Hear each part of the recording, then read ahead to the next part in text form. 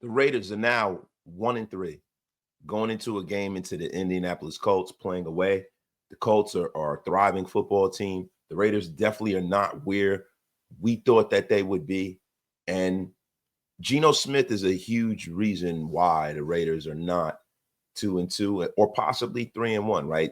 Some feel that the Charger game was a winnable game, right? And in lieu of what happened to the Chargers in MetLife Stadium, losing to the woeful New York Giants, looks like the Raiders could possibly have been 3-1, right? But we can't deal with what could have been. We can only deal with the reality, and the reality is that a huge part of the reason the Raiders are in the situation that they're in this season is because of the ineptitude of Geno Smith and how Geno Smith has played. Now, some people will say, hey, man, that's not what we brought this guy here for, right? Like, many of us thought that when the Raiders went out and signed Geno Smith, he was supposed to be that veteran presence to kind of stabilize the organization and have the Raiders move forward. It hasn't worked out that way. Now, in the last 3 games, Geno Smith has not been good. Against the Chargers, Geno Smith was 24 for 43. He threw 55.8% passing, 180 yards, 4.2 yards average, 3 interceptions, no touchdowns. Against the Washington Commanders, he had 289 yards, 65.5% completion percentage, 19 for 29, 10-yard average, threw for 3 touchdowns. But the Raiders still ultimately lost that game. And in Chicago, were playing the Chicago Bears, Geno Smith had one of the worst games I've seen from a quarterback perspective. The guy threw 3 interceptions. He had 2 touchdowns. But, also it was not the fact that he threw in his 3 interceptions. It was the fact that they lost the game because of him. And really, to be honest with you, strictly because of Geno. Now, Geno was supposed to be this guy who played at a superior level when he was indoors. But I think the thing that's happened to Geno Smith, and the interception thing has always kind of been a thing for Geno, right? Geno, has thrown a lot of interceptions with the Seattle Seahawks. Last year he threw 15 interceptions, right? And that's not an anomaly. Like, this is who he is, right? He's a guy who takes shots down the field and he will turn the ball over for you, right?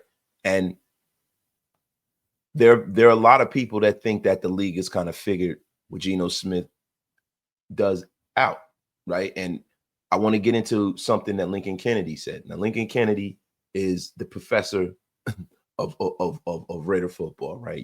Shout out to Lincoln Kennedy. And Lincoln Kennedy said that, people see a blueprint of how defenses are going to play the Raiders, probably for the rest of the year. And he said that, they're going to load the box up, they're going to play Tampa 2, and they're going to dare you to throw them long. Because that's what they did, right? And, it looks like what happened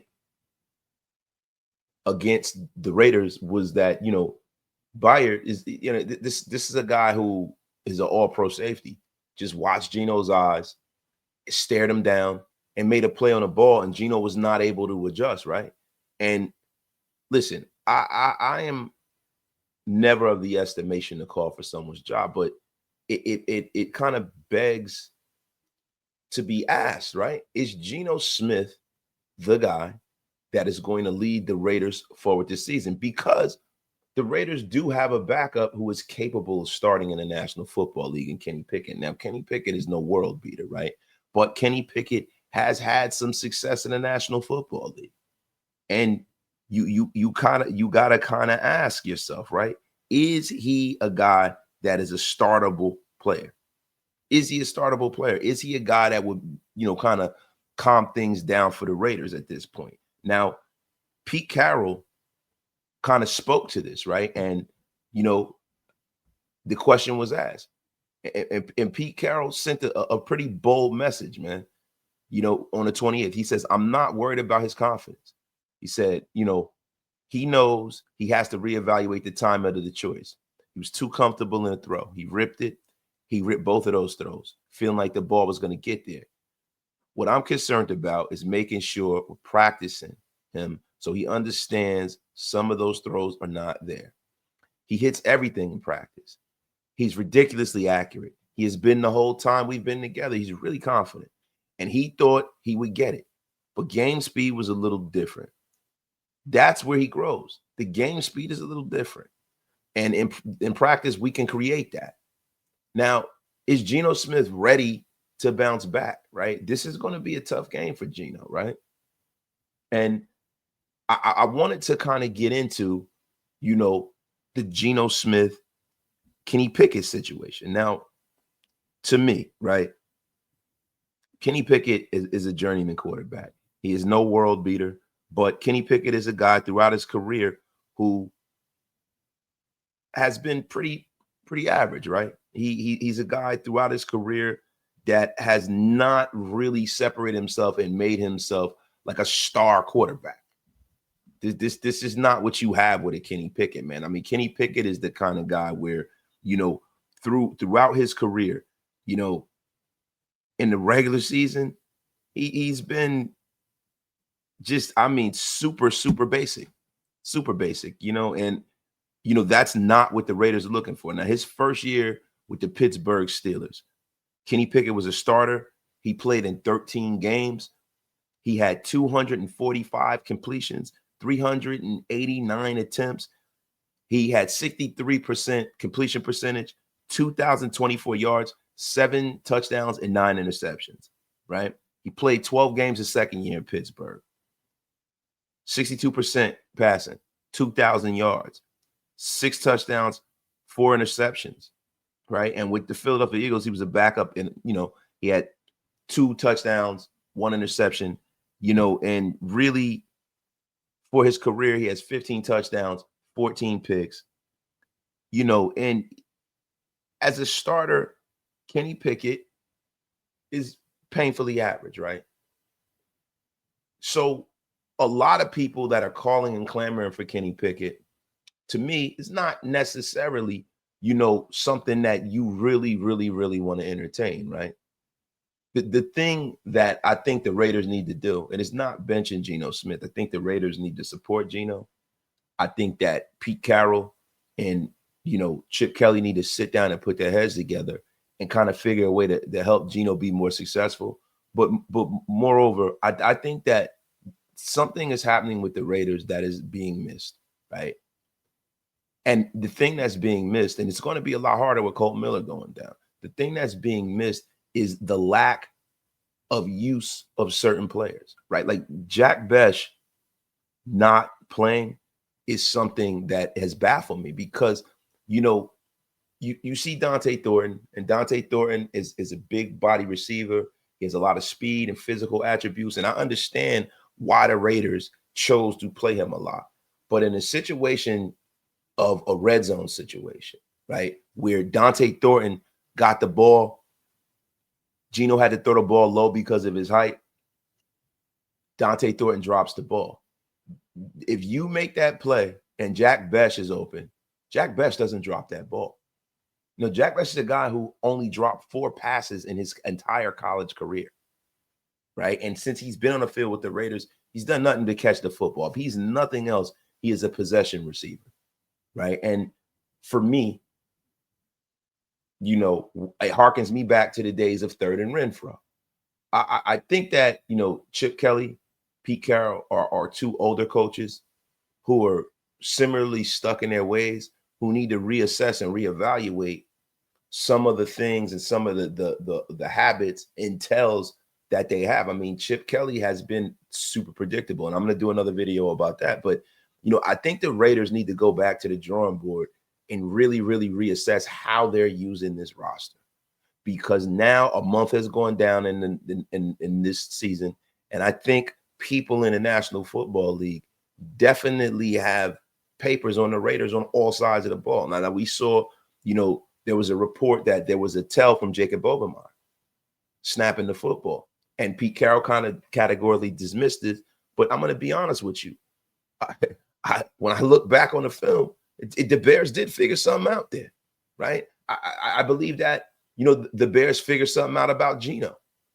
And I also believe the rest of the league is going to build on that. And for the Raiders to kind of turn this ship around, they're going to have to really, really focus on some of the things that they're leaving out there for other teams to kind of ingest and use and weaponize against this team. Now, as far as Geno Smith, and as far as the question of should he be benched, I really need to know, you guys out there that is watching this video, what do you guys think? Do you think Geno needs to be benched in the first half of the season? I'll give you my thoughts, but I want to hear yours. I want you guys to put that down in the chats. Let me know what you guys think of this. Because, look, I'm going to be honest with you. For me, I think it's pretty early to think about benching Geno Smith. I also think that he gives the Raiders the best chance to win from a physical standpoint, right? And I also think that, there's a little bit of coaching that needs to happen once Geno starts turning the football over. I think when he starts to get into that 2 interception kind of rhythm, I think it's time for Pete to have that conversation with him and let him know, hey, Geno, man, there won't be a 3rd interception. If you throw another one, you're going to sit. And, you could put Kenny Smith in kind of like a relief pitcher to kind of, calm the tides down, hopefully. And then, you reassess how you're going to move forward with Geno that week. And most likely will be putting him back in the game, right? But sometimes throughout the season, we need that wake-up call, right? We need that wake-up call. We also need to call the games a little differently. Sometimes if you see Geno struggling, hey, maybe you should take the air out of the football. You do have, a quote-unquote generational draft pick running back on your roster, right? You have these things. Now, I think a part and parcel to the reason why Geno has been struggling, you can marry that to the exact moment that Brock Bowers hurt his knee. Geno has not really played the best since Brock Bowers has been hurt, and especially with Michael Mayer being down with a concussion. I think when you talk about throwing the football underneath, Brock Bowers opened so many things up for the Raiders. He had so many options to where, you got to kind of see the best of what this offense can be. And even though Brock Bowers is on the field, he is not himself. And I think that the Raiders kind of need to start really thinking about possibly sitting Brock and letting him get right, because having a hobbled Brock Bowers is not helping open the offense up. Now, this is where the Jack Bech caveat comes in. Can the Raiders use a big body wide receiver who has played tight end in the role of a Brock Bowers? Now, Brock Bowers is a superstar and Jack Bech is a rookie, but Jack Bech is also a wide receiver. He's also a wide receiver, and he's also a guy who has, very, very strong hands, and he's a good blocker. And I think the Raiders would be wise to start utilizing the young fella. I really do. Now, there are a lot of people that'll say, hey, wasted. This kid's proven nothing. He's a rookie. And I will tell you, he can't prove anything if he's not on the field, guys. Listen, let me know what you guys think. If you agree, you disagree, let me know in the comments, man, and share this thing out. This is Wasted Talent. I hope you guys enjoyed the video. If you do enjoy the video and you are not a member of the channel, if you're not a subscriber to the channel, do me a favor, guys. Go down, hit that subscribe. Cost you nothing. Raider Nation Unlimited. I'm your man, Wasted Talent. I'm out. We will be back at you with the live today. So, guys, stay tuned. It's going to be content all day. Have a good one, guys.